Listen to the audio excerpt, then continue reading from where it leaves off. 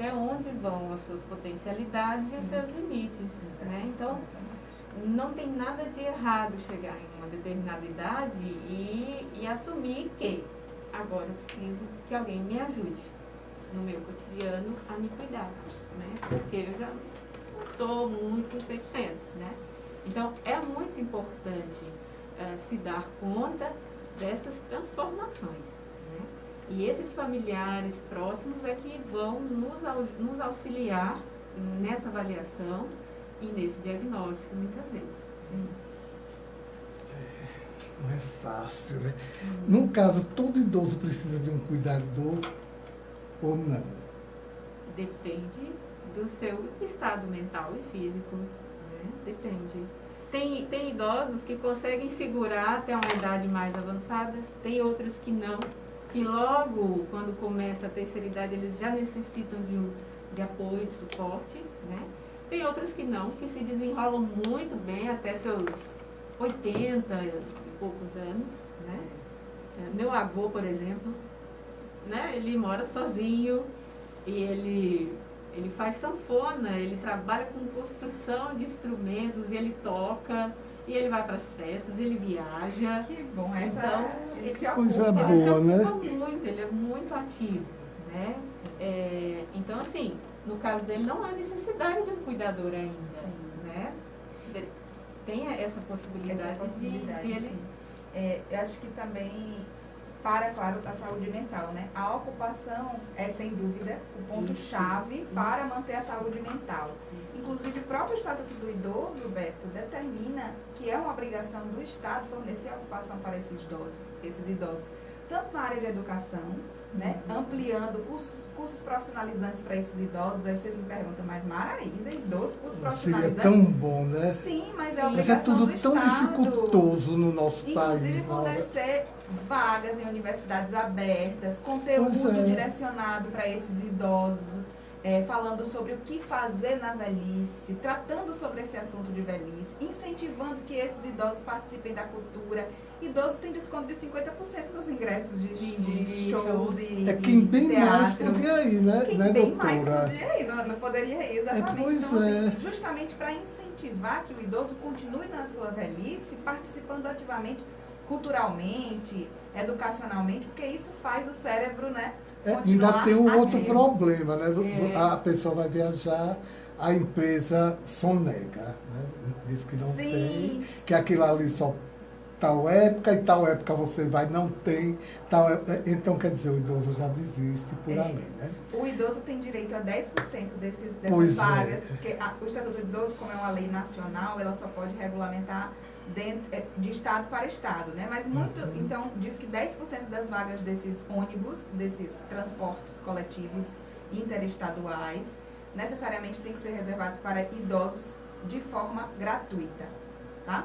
Então, a pessoa tem que solicitar, tem que pedir, e quem não conseguir se encaixar dentro daqueles 10% daquelas vagas que estão reservadas, porque as empresas colocam as regras, né, para que você consiga preencher aquelas vagas, se não conseguir naquelas vagas, tem direito a 50% de desconto. Isso em ônibus de estado para estado. Mas tem leis estaduais que garantem também, de município para município, os mesmos direitos, como é o caso aqui da Bahia. Então, os idosos, em alguns municípios, tem leis que garantem transporte gratuito, como é o caso de Salvador, por exemplo. Basta você apresentar a carteira de identidade. Basta você apresentar a carteira de identidade, constou lá que tem 60 anos de idade, já tem direito a usar o transporte coletivo gratuito. Então, é um direito de todos os idosos, justamente para incentivar que aquela pessoa que já está na velhice não precisa tirar do seu dinheirinho, que já é pouco, para participar da vida ativa. Né? Então, tudo isso é facilitado para que a vida continue ativa. Doutor, e os maltratos que os idosos passam? Por exemplo, aqui eu tenho observado nessas agências bancárias, né, depois desse dinheiro que o governo deu, blá, blá, blá, e aquela confusão toda, que o idoso é super maltratado ali nas filas. E é maltratado pelo funcionário que é pago para tratar muito bem. É maltratado por não ter um local para sentar, né? É maltratado por não ter um horário para poder ir lanchar, né? Que eu acho que eles saem tão cedo tão cedo de casa que, de repente, eles precisam se alimentar bem. Sem dúvida. O banco não trata bem ninguém. Ninguém. E os funcionários é incrível. Exato. O banco só visa o lucro. Então, ele só vai tratar bem aquele cliente que ele entende que vai garantir a ele muito lucro. O que é um equívoco, porque os idosos garantem muito lucro para os bancos, né? A gente vê aí muitos, mesmo de baixa renda, tem muitos empréstimos que ficam lá descontados diretamente na sua aposentadoria, né? Ou no seu benefício. Isso é muito comum, porém, infelizmente, é aquela questão que a gente estava falando, né? A desvalorização daquela pessoa que não produz. Então, aquela pessoa tem ali uma contribuição limitada, eles acham, o idoso depende de mim no banco, porque o idoso ainda tem a questão de que precisa mais de auxílio ainda no banco, né? Por dois motivos. Porque não entende daquela tecnologia de operar caixa eletrônico, de manipular a conta bancária pelo celular, né? Agilidade, né? Até de esperar na fila, se levantar, ser atendido, tudo isso tem essas dificuldades, mas também porque é mais vulnerável a golpes. Né? Por isso que as agências bancárias precisam ficar de olho em quem está ali do lado do idoso, orientando ele a operar, por exemplo, o caixa eletrônico, que é muito comum esse tipo de golpe em pessoas idosas. Eu vou lhe ajudar, eu vou não sei o que, e aí pega o dinheiro, faz um empréstimo, pega, enfim. As agências bancárias deveriam, sem dúvida nenhuma, prestar um auxílio mais intenso e de melhor qualidade, obviamente, a essas pessoas, porque são as mais vulneráveis naquele sistema bancário ali. Eu fico pensando, às vezes, meu Deus, as pessoas humildes que não têm chance de chegar a um patamar melhor, né?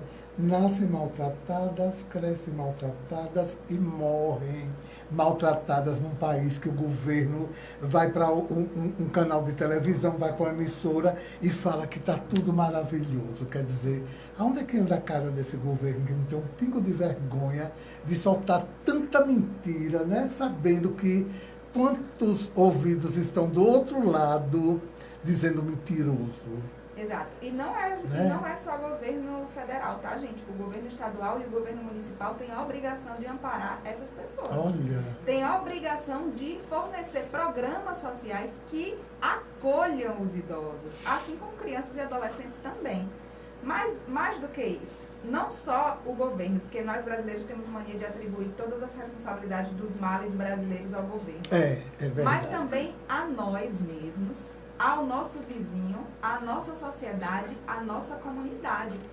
Todos temos obrigação de acolher e mudar nossa mentalidade em relação a essa questão do idoso, em relação a essa questão de acolhimento dessas pessoas que são mais vulneráveis socialmente e economicamente. A gente tem mania de desprezar essas pessoas. Então, não basta só colocar, o governo tem a obrigação, todos os governos têm a obrigação, mas nós, enquanto seres sociais, temos também a obrigação. Pois é. É complicado, eu espero que o Brasil melhor ainda venha existir. São 11h53, eu gostaria muito de continuar nosso papo. A doutora topa vir mais algumas vezes para a gente continuar nosso papo. Topo sim. Eu marco mais cedo, né? Pode ser. Esse período até novembro, para mim, está bem complicado. Eu estou trabalhando todos os dias por causa das eleições, mas a gente arruma um tempinho para ver. Pronto, pois quando a doutora tiver um tempinho, minha vizinha diz que eu já coloco na pauta. Tá bom. E a gente já vem falar de... Porque, meu Deus, eu fico passado, né? Deixa pra lá, né? Doutora Ximena, seu recado para o nosso povo idoso que está nos ouvindo, que eu tenho certeza que tem um monte de gente aí nos ouvindo. Ai, para os idosos, né? Tentem buscar, né, essas atividades, tentem não se entregar, né, a essa fase da vida que é exigente, né? Uma fase da vida exigente, porque a disposição física às vezes já não é mais a mesma, o entorno social muda, né? Então, diante dessas questões econômicas todas que a gente levantou aqui, né? Então, assim, procurem atividade, procurem se manter dinâmicos, né? E não necessariamente atividades laborativas que lhe tragam retorno financeiro, mas uma Isso, ocupação de prazerosa. lazer. Prazerosa, Algo é que, verdade. algo que mobilize uma coisa gostosa, um sentido para a vida, né?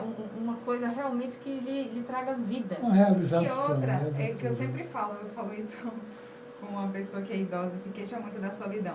Ela diz, Maraísa, nessa época da vida a gente fica muito só. Aí eu digo, mas, né? Tem que aprender a encontrar também o valor da solidão. Às vezes é a pessoa que procura a Não é? solidão, quando está lá, não se adapta, porque eu mesmo digo que minha solidão é minha eterna amiga, que eu adoro ela, e que a gente vive de braços dados. Então eu aceitei a minha solidão, mas tem pessoas que estão lá na solidão porque buscou, mas não se adapta. Eu sairia, lhe juro, eu sairia. Se eu não gostasse da solidão, gente, ia bater minha perna, ia para a porta, ia bater papo com o povo. Ia arrumar sua saída. Com certeza. A gente tem que aproveitar a vida enquanto ela existe. Né? A gente não sabe do outro lado. Com o que ela nos proporciona e com o que nós nos proporcionamos. Com certeza, que a gente não sabe do outro lado da vida. Se vai ser bom ou se vai ser ruim. A gente vive totalmente obscuro. Gente, muito obrigado. Um feliz Dia dos Pais para vocês, que tem os pais de vocês, né? Sim, Eu não tenho desejo que meu pai lá em cima esteja feliz, vivendo o Dia dos Pais lá do outro lado do universo. Lembrando um pouquinho dessa função dos pais, né, assim, da coisa importante do cuidado, né? Então, assim, para os pais, né, muito discernimento, muita responsabilização pelas vidas que colocam no mundo, né? A gente falando dos idosos, tem muitos idosos que tomam a função de pais, porque os pais não se responsabilizaram por esse papel, né? E trazer uma vida ao mundo é uma responsabilidade muito grande. Muito grande. Né? Então, assim, que os pais eles possam se encontrar nesse papel, né? Eles possam se dar conta dessa função tão preciosa que é a paternidade, né? Pois é, e a gente chegou, eu sei que nesse bate-papo a gente chegou em Londres. O Derek mora em Londres, que está nos ouvindo, disse que está com saudade. Chegamos em Curitiba, chegamos no Rio de Janeiro, uma delícia, né? Chegamos longe. sempre vamos, que é bom demais. Gente, muito obrigado, uma luz imensa para todos nós e que Deus faça com que nosso país, uma hora, chegue naquele patamar, que é um país tão lindo que ele merece um patamar de grandeza, do melhor do universo. E quando a gente vê as coisas ruins acontecendo, aquilo constrange a gente, né? Eu mesmo fico constrangido, quando dá para orar a gente ora, quando está com raiva a gente já xinga, porque a gente acha demais o que fazem com o próprio povo. Né? Quando eu acho assim, quer maltratar, maltrate com razão. Né? Já que eles gostam disso. Quer castigar, castigue com razão. Agora, do castigo, de toda orientação para a pessoa chegar naquele patamar e ficar lá em cima com o conhecimento. É tão bom a gente conhecer a causa. Né? Sem dúvida. E eu quero só aproveitar a oportunidade para fazer que nem Ximênia, né? E quero mandar um beijo especial ao meu idoso favorito, que é o meu pai, Dia dos Pais, amanhã. Então, um beijo especial para ele. E a gente manda um abraço para aquela criatura. Também mando para o meu, está lá em Minas Gerais. Porque você começou, mas não concluiu. Está lá longe, né? O vô que ainda está vivo, o único vô vivo, né? Que ficou até agora. E o maridão também, que é pai lá em casa, né? Então, a todos eles, um abraço bem forte, um beijão. Pois é, isso acabou. Mandar para o doutor Osso, né? Para a Eline, que não perde nosso programa. E que amanhã é Dia dos Pais, que estejam todo mundo junto, todo mundo feliz. Gente, são 58 os aniversários. Eu deixo para a próxima semana. Dois comerciais eu deixo para a próxima semana para a gente pagar nossos patrocinadores. Mas foi maravilhoso. Eu tenho certeza que se algum patrocinador ouviu, gostou, porque eu acho que a gente está precisando de programas mais instrutivos. menos político, menos ganancioso, menos mentiroso, mas mais instrutivo. Informação é tudo, né, Bem? E a gente precisa Informação muito. Né, o que Maraísa trouxe em termos de direitos, que muitas pessoas não conhecem, Desconhecem. não Eu sabem. amei. Né? Então, assim, eu trabalho no CRAS é uma porta de entrada para muita denúncia de violência contra o idoso, né? Que a gente encaminha para o Ministério Público, a gente encaminha para o CREAS. Então, as pessoas têm que saber aonde ir para não deixar eles numa situação ruim. Exato. Pois é. Og, dá para botar de presente para a gente, eles Regina cantando como nossos pais. Ah, bacana. Eu adoro eles Regina, gente, eu tenho vários. É por isso que eu me tranco em casa, nem me lembro da rua, que eu fico ouvindo minhas músicas. Adoro, mano, isso é incrível. Eu me tranco em casa e acabou. É pra isso. Ô, mulher vai cantar. Incrível que não saiu ainda ninguém com essa voz tão limpa, né? Não. A limpeza filha dela da tá mais garganta. parecida, mas... E é boa a voz da filha dela. Eu sou fã da Maria Rita, mas...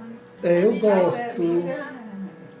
Eu gosto muito da Maria Rita, mas a voz da mãe é muito mais limpa. Eu fico apaixonado quando eu ouço a Elis Regina em casa.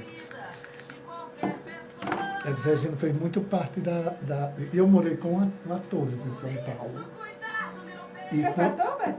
Não, eu morei, né? Tem um amigo nosso, quando ele vier, quem se apaixonou por ele foi a doutora Vanessa, de Doutor Luciano.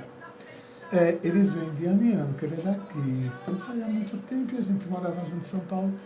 E tinha Ana Barrete, que era bailarino dela. E Ana Barrete tinha chegado lá no apartamento e tinha dito que ela estava numa droga. Aí pronto, né? Aquela ali, os meninos nenhum usava, só Ana Barrete que ia para lá e que usava. E aí todo mundo ficou naquela preocupação e tudo. Aí ela chegou de Nova York. Ela estava, na época ela estava em Nova York. Ela chegou em Nova York aos 9, em São Paulo, estava aquela peça Saudades do Brasil. Ela desmontou todinha na hora. A peça ia estrear no dia seguinte. Vixe. E era um monte de